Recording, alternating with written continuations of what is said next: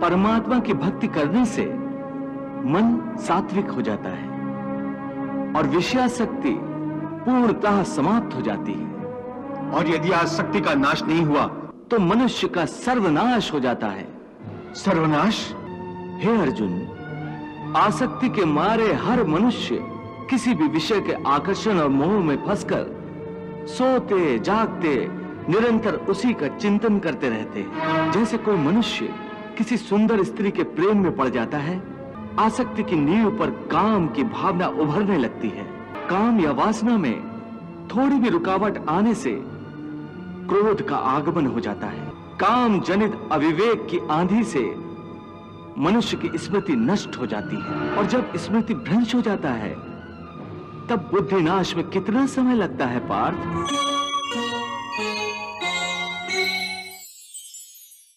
हे मधुसूदन, तुम कहते हो कि सर्वव्यापी परमात्मा की शरण में आओ, परंतु उस परमात्मा का स्वरूप क्या है? मुझे अपना वो स्वरूप बताओ जिसकी पूजा की जाए, क्योंकि संसार में भिन्न भिन्न लोग भिन्न भिन्न देवताओं की पूजा करते हैं। क्या वो पाप है? नहीं अर्जुन, पूजा कभी पाप नहीं होती और जो प्राणी भिन्न भिन्न देवताओं की पूजा करते हैं वो भी वास्तव में मेरी ही पूजा करते हैं, क्योंकि इस विश्व के कण कण में मैं ही समाया हुआ हूं। ज्ञानी जन अपने ज्ञान चक्षुओं से मुझे हर जगह हर प्राणी के अंदर देख सकते हैं। एक विद्वान ब्राह्मण में भी मैं हूं तो एक चांडाल के अंदर भी मैं हूं, गौ में भी मैं हूं तो एक कुत्ते में भी मैं हूं, हाथी में भी मैं हूं तो चूंटी में भी मैं हूं। विद्या विनय संपन्ने ब्राह्मणे गवि हस्तनी शुनि चैव स्वपाके च पंडिता समदर्शिना। हे पार्थ, इसीलिए अपनी अपनी श्रद्धा के अनुसार प्राणी जिस जिस रूप में भी मेरी पूजा करते हैं वो मेरी ही पूजा करते हैं। इसलिए जो जो सकामी पुरुष जिस जिस देवता के स्वरूप को श्रद्धा से पूजना चाहते हैं, मैं उस भक्त की उस देवता के प्रति श्रद्धा को स्थिर कर देता हूं। यो यो याम याम तनुम भक्तः श्रद्धार्चितुमिच्छति तस्य तस्याचलाम श्रद्धाम तामेव विदधाम्यहम्। इस प्रकार बहुत से जन्मों के पश्चात उसे जब ये ज्ञान हो जाता है कि इस सारी सृष्टि में मुझ वासुदेव के सिवाय और कुछ नहीं है, तो ऐसा ज्ञानी महात्मा अंततः मुझे ही प्राप्त होता है। परंतु हे अर्जुन, ऐसा महात्मा अति दुर्लभ है। कलयुग में मनुष्य की विचारधारा इससे भी गिरी हुई होगी। मनुष्य दूसरों के दुख में अपना सुख ढूंढेगा, अपने परिवार का पेट पालने के लिए दूसरों की हत्या करने में भी उसे कोई ग्लानि, कोई पश्चाताप नहीं होगा। दूसरों के रक्त में सनी हुई रोटी वो स्वयं भी खाएगा और अपनी संतान को भी खिलाएगा। अर्थ स्थित प्रज्ञ महापुरुष सुख दुख प्रत्येक अवस्था में आत्मिक शांति प्राप्त कर लेता है। परम आनंद में लीन होने से ऐसे मनुष्य को दुख और सुख कभी विचलित नहीं करते। ऐसे स्थित प्रज्ञ मनुष्य का मन उस दिए की भांति होता है जिसकी लौ स्थिर होती है, कभी डोलती नहीं। मेरा अंतिम उपदेश बस इतना ही है कि अब तक जो मैंने तुम्हें ज्ञान, कर्म अथवा योग आदि की शिक्षा दी है, सब भूल जाओ और समस्त धर्मों को भुलाकर केवल मेरी शरण में इस प्रकार आओ जैसे कांटों से लहूलुहान और कीचड़ से लथपथ एक बालक रोता रोता भागकर अपनी बुद्धि पर भरोसा करने में भी खतरा है, इसलिए कि विनाश काल आने पर तो मनुष्य की बुद्धि भी भ्रष्ट हो जाती है। अर्थात जब विपरीत समय आता है तो मनुष्य की अपनी बुद्धि ही उसे गलत रास्ते पर ले जाती है। हे मधुसूदन, मनुष्य न तो अपने मन की इच्छा अनुसार कर्म करे, न ही बुद्धि की सलाह माने, तो फिर मनुष्य बेचारा करे तो क्या करे? ऐसी स्थिति में अपनी प्रवृत्ति के विरुद्ध कोई कैसे जीवन व्यतीत करेगा? हे मधुसूदन, मुक्ति और मोक्ष का रास्ता अपनाने के लिए कोई मनुष्य अपनी प्रवृत्ति को कैसे बदल सकता है? इसका कोई तरीका मुझे बताओ। प्रवृत्ति को बदलने से पहले यह जान लेना आवश्यक है कि प्रवृत्ति कैसे बनती है। अर्थ जो कर्मयोगी होते हैं वो आसक्ति छोड़कर कर्म की सफलता और विफलता में समबुद्धि से काम लेकर योग द्वारा परमात्मा पर आस्था रखकर कर्म करते हैं। इसे ही समत्व योगा कहते हैं। हे पार्थ, ईश्वर को समर्पण करने की भावना से किया हुआ कर्म फल प्राप्ति की कामना से किए हुए कर्म से कई गुना अधिक श्रेष्ठ है। ज्ञानी पुरुष कर्म फल की आशा किए बिना समबुद्धि योग द्वारा कर्म करते हैं और पाप पुण्य आदि भावनाओं से मुक्ति पाते हैं। पार्थ, तुम भी ऐसी भावनाओं से मुक्त हो जाओगे जब तुम समबुद्धि कर्म का आचरण करोगे।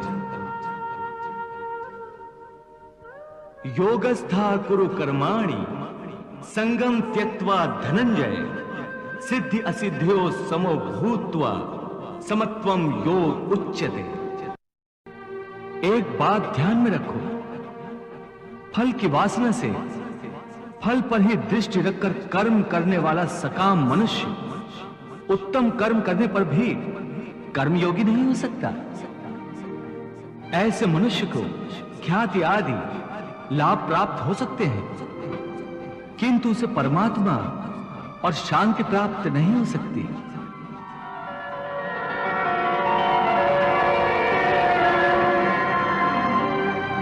हे केशव, मनुष्य को पाप पुण्य दोनों बंधन कारक है। दोनों से भला बुरा प्रारब्ध बनता है। प्रायश्चित द्वारा पाप से मनुष्य मुक्त हो सकता है, परंतु पुण्य से वो मुक्त कैसे होता है? हे अर्जुन, पाप पुण्य, सुख दुख, यश अपयश आदि भावनाएं साधारण मनुष्य के लिए हैं, परंतु जो कर्मयोगी होते हैं वो इन भावनाओं से मुक्त होते हैं, आलिप्त होते हैं। कर्मयोगी अपनी अंतरात्मा की आवाज को परमात्मा का आदेश मानकर आचरण करते हैं। इसमें कहां आती है पाप पुण्य की भावना?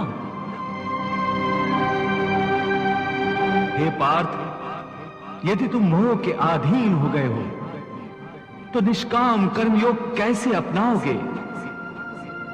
तुम्हारी बुद्धि पर जो मोह के अंधकार का पटल छा गया है उसे ज्ञान के प्रकाश से हटा दो और अपनी बुद्धि को मोह के दलदल से बाहर निकालो। हे पार्थ, यदा ते मोह कलिलम बुद्धिर्व्यतितरिष्यति तदा गन्तासि निर्वेदम श्रोतव्यस्य श्रुतस्य च। हे पार्थ, मोह बुद्धि का अज्ञान होता है और इसी अज्ञान के कारण मनुष्य भौतिक आकर्षण में फंस जाता है। वो जानता नहीं कि देह तथा समस्त भोग नश्वर है, मिथ्या है। जब मनुष्य सत और असत अथवा नित्य और अनित्य का भेद जान जाता है तब वो निरासक्त हो जाता है। उसे किसी भी चीज का आकर्षण नहीं रह जाता। इसका दूसरा अर्थ है मोह का त्याग करना। तथा मोह का लोप होने पर मनुष्य किसी भी प्रकार से किसी भी वस्तु की ओर आकर्षित नहीं होता। हे पार्थ, यथार्थ ज्ञान की प्राप्ति होने के बाद मोह का त्याग होता है, आत्मिक योग बल में वृद्धि हो जाती है। योग बल के कारण मन स्थिर हो जाता है।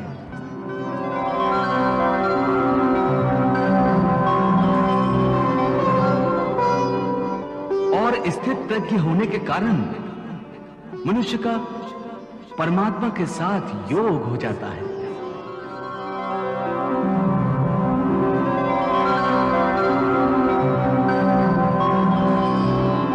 पार्थ, तुम भी आत्मिक योग बल द्वारा अपनी अंतरात्मा में झांक कर परमात्मा को देखने का प्रयास करो।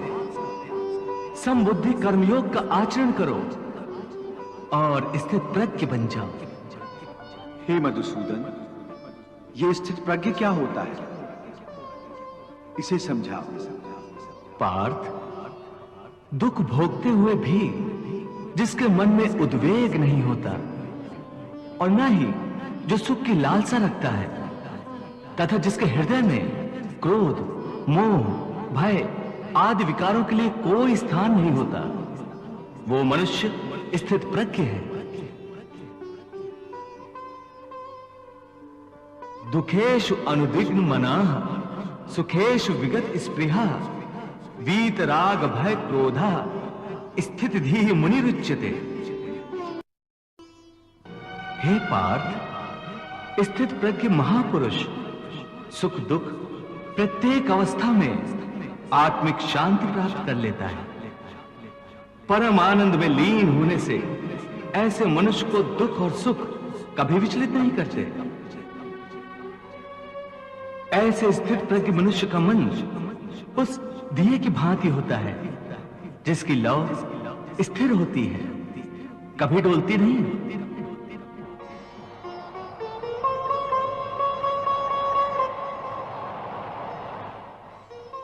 प्रभु, दिए की लौ अधिक समय तक अचल और अडोल तो रहती नहीं, वो हवा के हल्के से झोंके से भी तड़पने लगती है।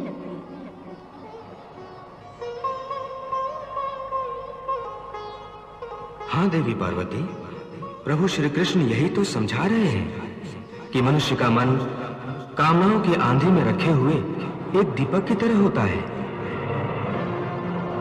कामनाओं के तेज झोंके उस दिए की बाती को स्थिर नहीं रहने देते। प्रभु ये उपदेश दे रहे हैं कि मन को स्थिर रखने के लिए मन की कामनाओं को लगाम देना चाहिए।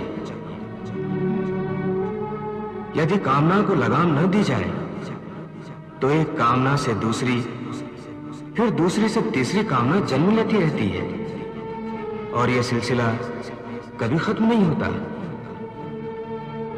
जैसे जब किसी व्यक्ति के पास घर न हो तो वो मनुष्य एक झोपड़ा की कामना करता है।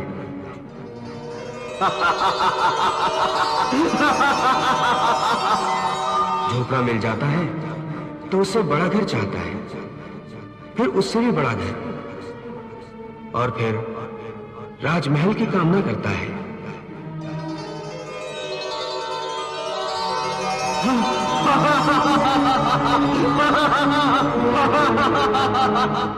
उसकी एक ही कामना असीम रूप लेकर बढ़ती रहती है। तो फिर मनुष्य इन कामनाओं को कैसे लगाम दे सकता है? इसका सही और सरल उपाय यह है कि मनुष्य मन में संतोष पैदा करे। जहां जिस अवस्था में जिस क्षण में उसे संतोष प्राप्त हो जाए, वहीं उसी क्षण में प्राणी सुखी और शांत हो जाएगा।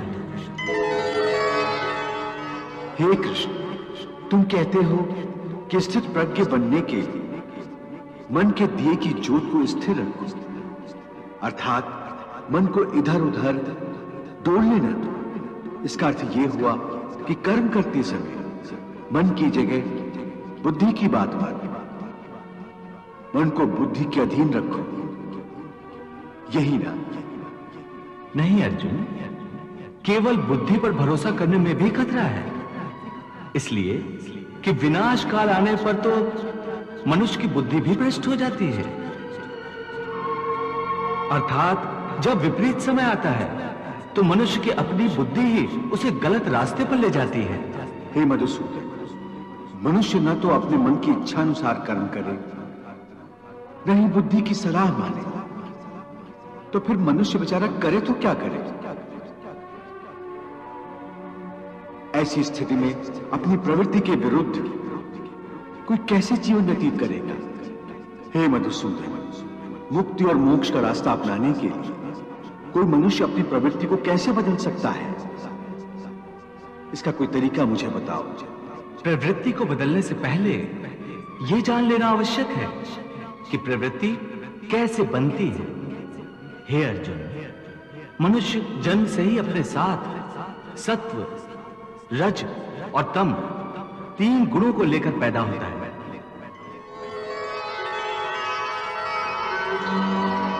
इस सृष्टि की रचना इन्हीं 3 गुणों के आधार पर की गई है।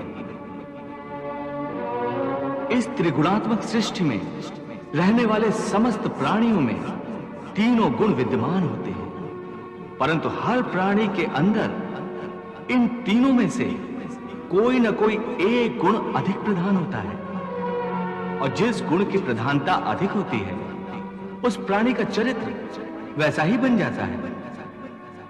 रजोगुण प्रधान पुरुष को ऐश्वर्य, ठाट बाट और राजपाट की लालसा होती है। तमोगुण वाला आलसी और प्रमादी होता है। द्वेष, क्रोध जैसी नकारात्मक भावनाएं उसमें कूट कूट कर भरी हुई होती हैं। और सत्व गुण वाला? सत्व गुण ही उत्तम गुण है। सात्विक मनुष्य सीधा और सच्चा होता है। वैसे तो हर मनुष्य के स्वभाव में ये तीनों गुण कुछ न कुछ मात्रा में होते हैं, परंतु जिस मनुष्य में जो गुण प्रधान होता है वो वैसा ही हो जाता है। उसकी जैसी प्रवृत्ति होती है वैसी ही रुचि हो जाती है।